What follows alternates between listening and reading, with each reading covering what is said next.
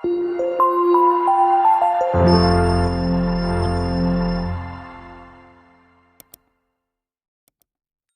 મિત્રો, સ્વાગત છે તમારું તમારી પોતાની ચેનલ એજ્યુગુરુમાં. વિદ્યાર્થી મિત્રો, આજે આપણે ધોરણ 9 વિષય વિજ્ઞાન એની આજે લેવાયેલી દ્વિતીય પરીક્ષાનું પેપર સોલ્યુશન જોઈએ. તો મિત્રો શરૂ કરીએ આપણે વિભાગ એથી.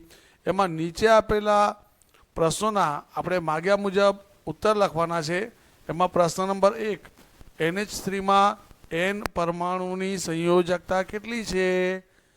એટલે કે નાઇટ્રોજન પરમાણુની સંયોજકતા તમારે જણાવવાની છે. તો એમાં સાચો જવાબ આવે ઓપ્શન બી 3. ત્યારબાદ ઇલેક્ટ્રોનીય રચના ખાલી જગ્યા છે. તો સિલિકોન તત્વનો પરમાણુ ક્રમાંક 14 છે. તેથી તેની ઇલેક્ટ્રોન રચના એમાં પહેલી કક્ષામાં 2 ઇલેક્ટ્રોન, બીજી કક્ષામાં 8 ઇલેક્ટ્રોન અને ત્રીજી કક્ષામાં 4 ઇલેક્ટ્રોન આવેલા હોય. એટલે તેની ઇલેક્ટ્રોન રચના થાય 2, 8 અને 4. ત્યારબાદ આપણે જોડકા જોડવાના છે. એમાં તત્વના નામની સામે એની સંજ્ઞા દર્શાવવાની છે. તો પહેલું છે મેગ્નેશિયમ, તો મેગ્નેશિયમની સંજ્ઞા છે Mg, અને ફોસ્ફરસ, તો ફોસ્ફરસની સંજ્ઞા છે P. ત્યારબાદ પ્રશ્ન 4, સ્થૂલકોણક પેશીના કોષો સજીવ હોય છે. આ વિધાનનો જવાબ હા કે નામાં આપવાનો છે. તો આમાં જવાબ આવે હા. ત્યારબાદ નીચેનામાંથી કયો પદાર્થ ઉર્ધ્વપાતન પામે છે? તો આમાં સાચો જવાબ છે કપૂર. ત્યારબાદ ચંદ્રની સપાટી પર પદાર્થનું વજન 6 ન્યૂટન હોય તો પૃથ્વીની સપાટી પર તેનું વજન કેટલું થાય? સપાટી ઉપર તેનું વજન એ 6 ગણું વધી જાય, એટલે કે છાયો 36 ન્યૂટન થાય. ત્યારબાદ પ્રશ્ન 7, વજનનો એકમ ન્યૂટન છે. આ વિધાન ખરું છે કે ખોટું? તો આ વિધાન સાચું છે. ત્યારબાદ પ્રશ્ન 8, માટે નીચેના પૈકી કયું સાચું છે? તો અહીંયા 2 આપણને ઓપ્શન આપેલા છે. એમાં ઓપ્શન એ સાચો છે કે તે અચળ પ્રવેગથી ગતિ કરે છે. ત્યારબાદ પ્રશ્ન 9, વાહનનું ઓડોમીટર કઈ ભૌતિક રાશિનું માપન દર્શાવે છે? તો જવાબ આવે અંતર. ત્યારબાદ અહીંયા આપણને એક આકૃતિ આપેલી છે. આકૃતિમાં સ્પ્રિંગ કાંટો આપેલો છે. એમાં કયો સ્પ્રિંગ કાંટો એ ઓછું વજન દર્શાવે છે તે તમારે બતાવવાનું છે. તો અહીંયા આકૃતિ એમાં જે સ્પ્રિંગ કાંટો છે એમાં 40 ઉપર કાંટો દર્શાવેલો છે, જ્યારે અહીંયા આકૃતિ બીમાં 30 ઉપર કાંટો છે. એટલે જવાબ આવે આકૃતિ બી. આકૃતિ બીમાં જે સ્પ્રિંગ કાંટો છે એ ઓછું વજન દર્શાવે છે. ત્યારબાદ આપણે વિભાગ બી તરફ જઈએ. તો વિભાગ બીમાં નીચે આપેલા પ્રશ્નોના આપણે 40 થી 50 શબ્દોમાં ઉત્તર લખવાના છે અને પ્રત્યેકના 2 ગુણ છે. એમાં ખૂબ સરસ પ્રશ્નો છે. મેં તમને જે IMP પ્રશ્નો કીધા હતા એ જ પૂછાયા છે. એમાં દ્રવ્યના કણોની લાક્ષણિકતા તમારે જણાવવાની છે. ત્યારબાદ સમાંગ મિશ્રણ અને અસમાંગ મિશ્રણ વચ્ચેનો તફાવત લખવાનો છે. અર્ધ ધાતુ તત્વો એટલે શું તેના ઉદાહરણ આપવાના છે. ત્યારબાદ નીચે દર્શાવેલ સંયોજનોના રાસાયણિક સૂત્ર લખવાના છે. એમાં સોડિયમ ક્લોરાઇડ, તો સોડિયમ ક્લોરાઇડનું રાસાયણિક સૂત્ર છે NaCl. ઝિંક ઓક્સાઇડ, તો એનું રાસાયણિક સૂત્ર છે ZnO. મેગ્નેશિયમ ક્લોરાઇડ તો MgCl2 અને કેલ્શિયમ ક્લોરાઇડ તો CaCl2.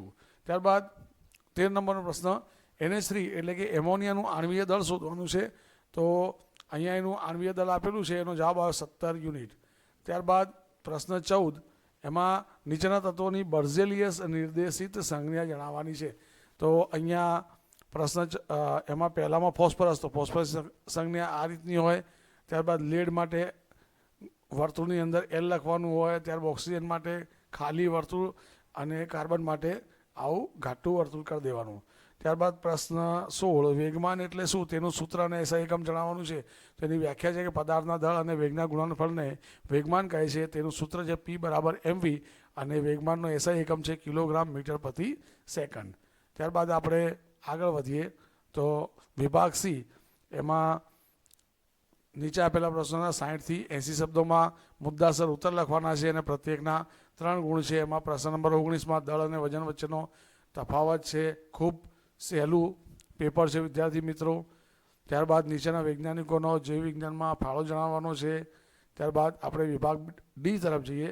તો વિભાગ ડીમાં તમારે આપેલા પ્રશ્નના 90 થી 120 શબ્દોમાં ઉત્તર લખવાના છે અને પ્રત્યેકના 4 ગુણ છે. એમાં પ્રશ્ન નંબર 23, એમાં હિમોગ્લોબિનમાં આયર્ન તત્વ આવેલું છે જે આપણા શરીરમાં ઓક્સિજન વાહક તરીકેનું કાર્ય કરે છે. તેની ઉણપથી એનિમિયાનો રોગ થાય છે. આયન આપણને ખોરાક દ્વારા મળી રહે છે. તો આયન ધાતુ છે કે અધાતુ? તો આયન એ ધાતુ છે. આયનયુક્ત ફળનું નામ જણાવો. તો સફરજન. ત્યારબાદ આયનયુક્ત શાકભાજીનું નામ, તો એમાં પાલક અને બીટ આવે. અને એનિમિયાથી પીડાતી વ્યક્તિ માટે કઈ દવા યોગ્ય છે? તો ફોલિક એસિડ. ત્યારબાદ પ્રશ્ન 25, એમાં આપણને ફોસ્ફરસની સંજ્ઞા આપી છે. એમાં એનો પરમાણુ ક્રમાંક 15 છે અને દળ ક્રમાંક 35 છે. તો અહીંયા લખી દેવાનું, તત્વોનો પરમાણુ ક્રમાંક 15 થાય, તત્વોનો દળ ક્રમાંક 35 થાય, એની ઇલેક્ટ્રોન રચના 2, 8, 5 થાય અને તત્વની સંયોજકતા 3 થાય. ત્યારબાદ એના અથવામાં મેગ્નેશિયમ, ઓક્સિજન, આર્ગોન અને ફોસ્ફરસની ઇલેક્ટ્રોન રચના અને તેની સંયોજકતા બતાવવાની છે. તો અહીંયા મેગ્નેશિયમ, ઓક્સિજન, આર્ગોન અને ફોસ્ફરસની ઇલેક્ટ્રોન રચના અને તેની સંયોજકતા અહીં આપેલી છે. તો વિદ્યાર્થી મિત્રો, અહીંયા આપણું આજનું વિજ્ઞાનનું પેપર સોલ્યુશન પૂરું થાય છે. મિત્રો, વિડીયોને લાઇક કરો, વધુમાં વધુ શેર કરો અને જો ચેનલ ઉપર નવા હો તો ચેનલને ફટાફટ સબસ્ક્રાઈબ કરો, જેથી હર હંમેશ મારા નવા વિડીયોના નોટિફિકેશન તમને નિયમિત મળતા રહે. તો ફરી મળીશું નેક્સ્ટ વિડીયોમાં. Wish you all the best.